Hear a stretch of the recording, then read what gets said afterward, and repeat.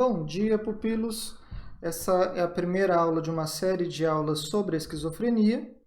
O objetivo dessa série de aulas é sintetizar, condensar o que é importante para um profissional de saúde não especialista saber a respeito da temática.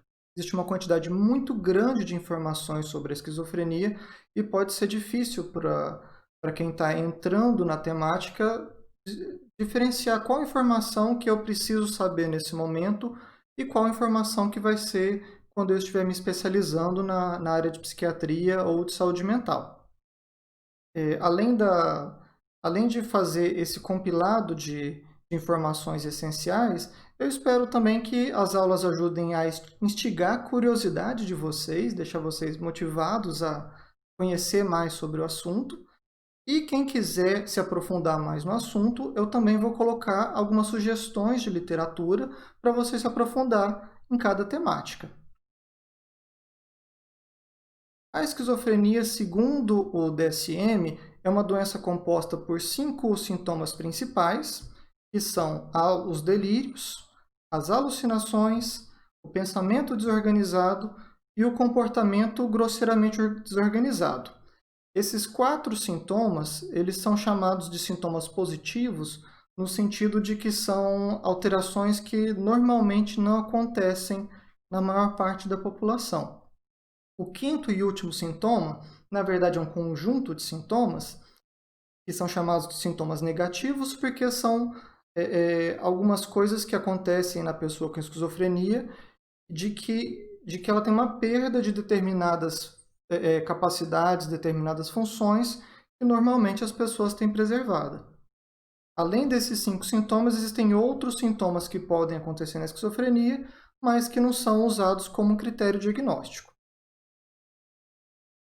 A esquizofrenia está classificada dentro de um conjunto de transtornos chamado espectro da esquizofrenia e outros transtornos psicóticos.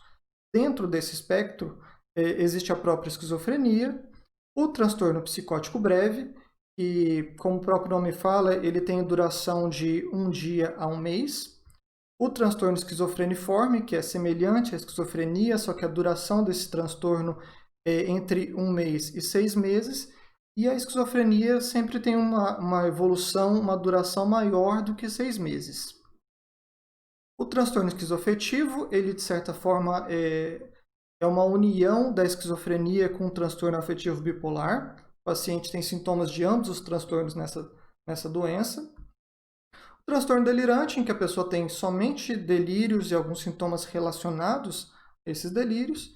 Existem ainda vários outros transtornos listados dentro desse conjunto. Dentre eles estão o transtorno psicótico induzido por substância, que pode ser tanto droga lícita quanto ilícita, transtorno psicótico induzido por condição médica geral, que vai incluir vários transtornos neurológicos, vai incluir estado confusional agudo, e outros transtornos que são menos comuns e que estão dentro dessa lista.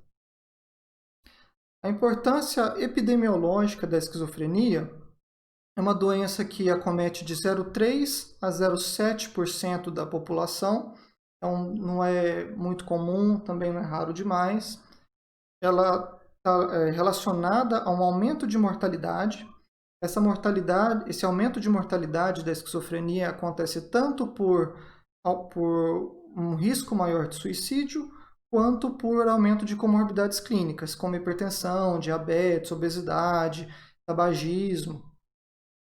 Existe uma morbidade muito grande, um prejuízo funcional, um sofrimento muito grande para a própria pessoa que é acometida pela esquizofrenia, assim como acontece também uma sobrecarga familiar. É muito comum que a pessoa com esquizofrenia tenha algum grau de dependência de cuidado, e isso envolve que os familiares vão precisar ajudar a cuidar do seu familiar muitas vezes para o resto da vida. Isso pode levar a uma sobrecarga familiar, motivo pelo qual é tão importante envolver a família no tratamento e cuidar da própria família.